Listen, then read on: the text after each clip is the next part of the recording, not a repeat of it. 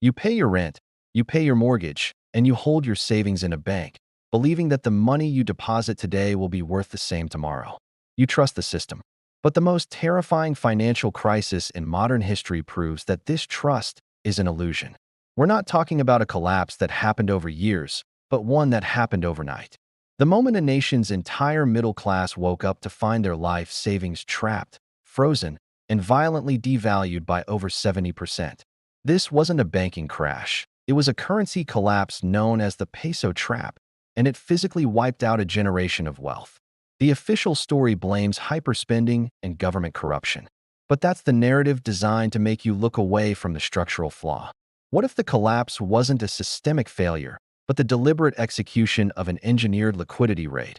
What if the system was designed by international financial power brokers and local elites to maintain an illusion of stability specifically, so they and their insider clients could systematically extract their dollarized wealth in the final critical weeks, leaving the middle class as the final trapped holder of the worthless debt? The peso trap was not a simple currency crisis. It was a secret plan to transfer the cost of financial insolvency from the global 1% to the domestic population. Before we reveal the blueprint they used to execute this raid, take a second. Where are you watching this unfiltered truth from? Drop your city in the comments. And if you're ready to see the mechanism that truly runs your life, subscribe now. The historical setup for the peso trap began a decade earlier, in 1991, with a promise of perpetual stability. The country, Argentina, had been plagued by devastating hyperinflation, a disease that had killed trust in the local currency. The solution, engineered by the country's then Minister of Economy, was the convertibility plan. This plan was brilliant in its simplicity and devastating in its consequence. It fixed the local peso's value at a 1-to-1 peg with the U.S. dollar. 1 peso equaled $1. Period. This currency peg created an illusion of stability and a massive capital influx. Foreign investors poured in dollars, believing they were investing in a dollarized economy with higher local yields. The middle class began holding their savings, taking out mortgages, and signing contracts denominated in U.S. dollars, believing the peg was unbreakable. The economy boomed. But the mechanism had a hidden, fatal flaw. By tying the peso to the dollar, the country effectively surrendered control of its monetary policy to the U.S. Federal Reserve, while retaining responsibility for its fiscal policy. The country had to back every single peso with a dollar in its reserves. When the government started spending, running deficits, it could no longer print money to cover the gap. It had to borrow. And since the peso was pegged to the dollar, it borrowed in dollars. This created a ticking time bomb of foreign-denominated debt. As the country borrowed billions in dollars, its central bank reserves were constantly draining. Yet the official peg insisted the peso was still worth $1. The fixed rate became mathematically unsustainable, forcing the government to borrow more dollars just to defend the illusion. This 1-to-1 peg created an enormous moral hazard. The illusion of stability encouraged irrational behavior. Citizens believed they were holding dollars when they were holding pesos backed by shaky promises. This is structurally similar to the mortgage-backed securities market before 2008. Toxic, high-risk debt was bundled and labeled with the highest possible rating, creating the illusion of safety that fueled the collapse. Sound familiar? By 1998, the illusion began to fade. Global economic shocks dried up foreign capital, and the dollars needed to prop up the peg were gone. The country was hemorrhaging reserves. Everyone knew the peg would break. The only question was when. The central bank knew the peg was insolvent, but was forced to defend it publicly to prevent panic. This is an official, engineered denial of reality. This is exactly the scenario that plays out in almost every major financial collapse, from Enron's accounting fraud to long-term capital management in 1998. Powerful insiders know the value is zero, but they must maintain the pretense long enough to complete their escape. The international financial system, the IMF, the U.S. Treasury, was fully aware of the insolvency. Their subsequent actions revealed the shocking truth. They were not working to save the middle class. They were working to facilitate an orderly, controlled extraction of wealth for their largest clients.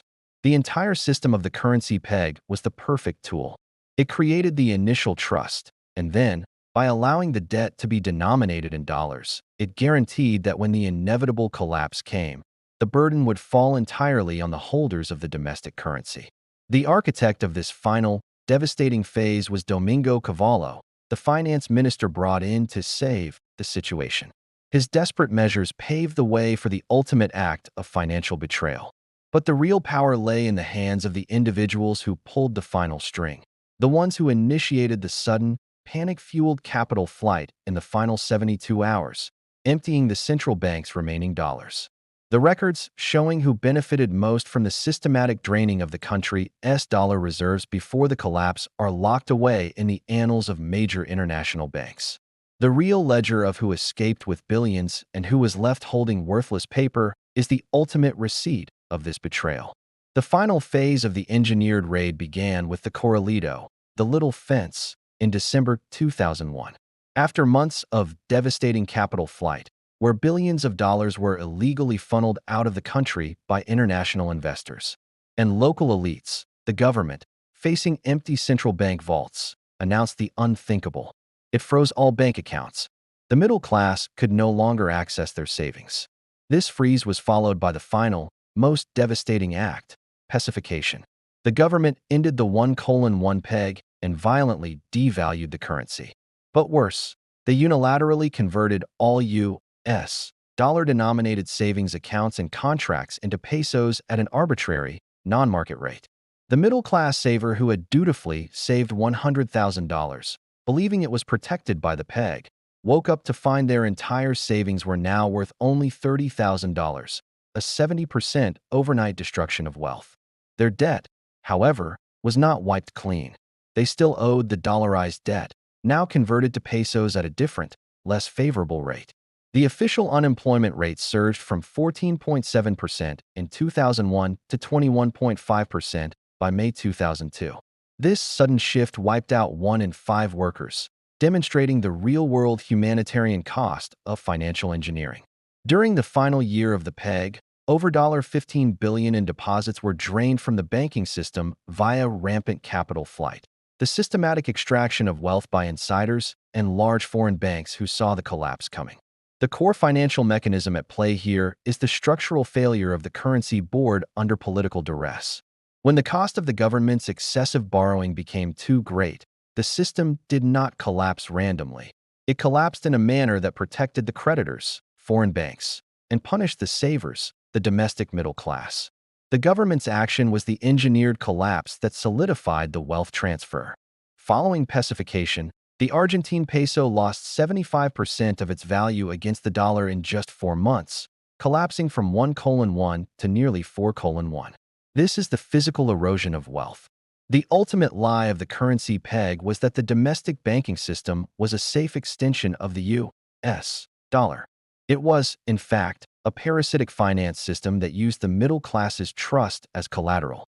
The International Monetary Fund, despite its deep involvement, refused critical bailout funds at the last moment, accelerating the collapse and ensuring that the financial elites completed their exit.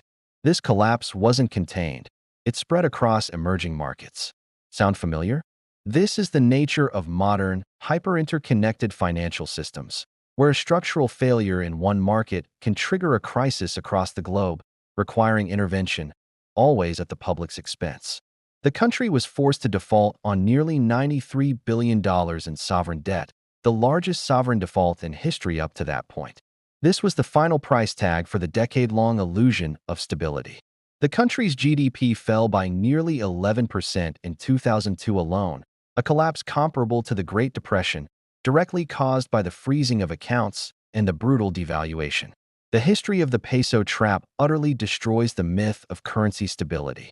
It proves that when greed and political expediency override structural prudence, financial systems become weapons of wealth destruction, designed to transfer the risk of the elite onto the savings of the many. The peso trap was never a failure of the free market. It was a success of parasitic finance and a tragic lesson in placing your faith in political promises that are structurally guaranteed to break. Today, the systemic threat is faster and more global. We are no longer talking about a single peso. We are talking about global sovereign debt and financial institutions operating on borrowed time. The next collapse will be triggered digitally, making the overnight destruction of wealth possible anywhere the illusion of stability is maintained. The historical lesson is that when private profit and structural instability collide, the savers always absorb the shock. The solution begins not with political trust, but with financial awareness. Stop trusting institutions built on self-interest and begin protecting your own tangible wealth. Understand that the illusion of stability is often a mechanism for silent wealth transfer. We must ponder this question of our time. Are we wiser now, or are we just walking the same path in better suits? If you believe that the financial history of the peso trap is an actionable blueprint for protecting your wealth, share this video widely. Expose this hidden truth to your network, and subscribe immediately so we can continue to unpack the hidden mechanisms that control your life and your wallet.